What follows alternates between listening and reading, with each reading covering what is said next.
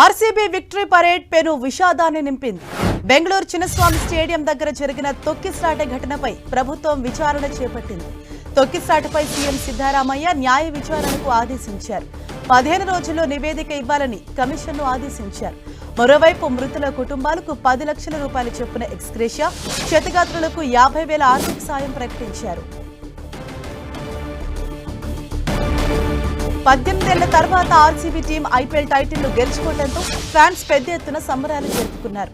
కర్ణాటక ప్రభుత్వం ఆర్సీబీ టీంను సత్కరించాలని భారీ ఏర్పాట్లు చేసింది. విధాన సౌధ దగ్గర ప్రభుత్వం ఏర్పాట్లు చేయగా చిన్నస్వామి స్టేడియం దగ్గరకు వేలాదిగా ఆర్సీబీ ఫ్యాన్స్ తరలి వచ్చారు. దీంతో స్టేడియం దగ్గర అభిమానులంతా కిక్కిరిసిపోవడంతో ఒక్కసారిగా తొక్కిసలాటకు దారితీసింది.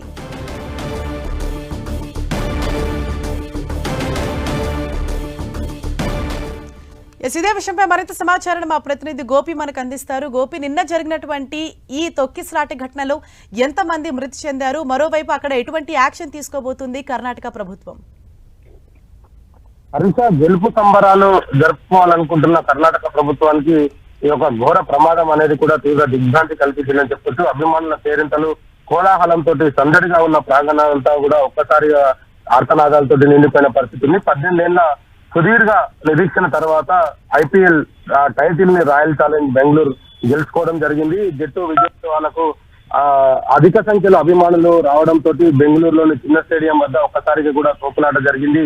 ఈ ఘటనలో 11 మంది మృతి చెందగా 47 మందికి గాయాలయ్యాయి. అయితే ప్రస్తుతం వాళ్ళందరినీ కూడా ఆసుపత్రిలో మెరుగైన వైద్య చికిత్స అయితే అందుతున్న పరిస్థితి ఉంది. అయితే విషాదం పట్ల ఇటు రాజకీయంగా కూడా పెద్ద దుమారం అయితే లేపుతున్న పరిస్థితి అయితే కనపడుతుంది. అధికారిక కాంగ్రెస్, ప్రతిపక్ష బీజేపీ పరస్పర రాజకీయ విమర్శలకు పాల్పడుతున్నాయి. అయితే ప్రస్తుతం ఈ ఘటనకు సంబంధించి రాష్ట్ర ప్రభుత్వం నిర్లక్ష్యమే కారణం అంటూ కూడా చెప్తున్న పరిస్థితి అయితే ఉంది. అయితే దీనిపైన ఇప్పటికే గోపి, అంటే ఎప్పుడైతే ఈ విపక్షాలు అంటే ప్రభుత్వం పైన కార్నర్ చేసే ప్రయత్నం చేసినా న్యాయ విచారణకు సైతం ఆదేశించామని ఇప్పటికే సిద్ధరామయ్య ప్రకటించారు. మరి దర్యాప్తు ఏ విధంగా కొనసాగుతుంది? దానిపైన ఏమైనా అప్డేట్స్ అందుతున్నాయా మీకు? హరిత, ఈ ఘటనలో ముఖ్యంగా ఏదైతే చిన్నస్వామి స్టేడియం కు సంబంధించి ఒక ఈవెంట్ ఉండడము, అదే విధంగా విధాన సభ వద్ద మరొక ఈవెంట్, ఈ 2 ఈవెంట్స్ మధ్యలో పోలీసులు కొంత సమన్వయం ఏర్పాటు చేసుకోవడంలో వైఫల్యం చెందిందనేది కొంత స్పష్టంగా అర్థమవుతుంది. టీమ్ మెంబర్స్ అంతా కూడా ఈ యొక్క విధాన సభ వద్ద ఉన్న నేపథ్యంలో పూర్తి ఫోర్స్ అంతా కూడా విధాన సభ వద్దే మోహరించి ఉండడంతో ఒక్కసారిగా అనుకున్న క్రౌడ్ కంటే అధిక సంఖ్యలో చిన్నస్వామి స్టేడియం వద్దకు రావడంతో ఈ ఘటన అయితే సంభవించినట్టుగా ప్రాథమికంగా అయితే ఒక నిర్ధారణ అయితే జరగడం జరిగింది. అయితే 35,000 కెపాసిటీ ఉన్న ఈ స్టేడియానికి దాదాపు 3 లక్షల మంది కూడా రావడం జరిగింది. దానికి సంబంధించి ఈ యొక్క తోపులాట అయితే జరిగింది అనేది అయితే చాలా క్లారిటీగా అర్థమవుతున్న పరిస్థితి అయితే ఉంది. అయితే ఈ విక్టరీ తర్వాత ఆర్సీబీ కప్పు గెలుచుకున్న తర్వాత మంగళవారం అర్ధరాత్రి నుంచే కూడా ఈ యొక్క బెంగళూరులో పెద్ద ఎత్తున కూడా సంబరాలకు కర్ణాటక ప్రభుత్వం ప్లాన్ చేయడం జరిగింది.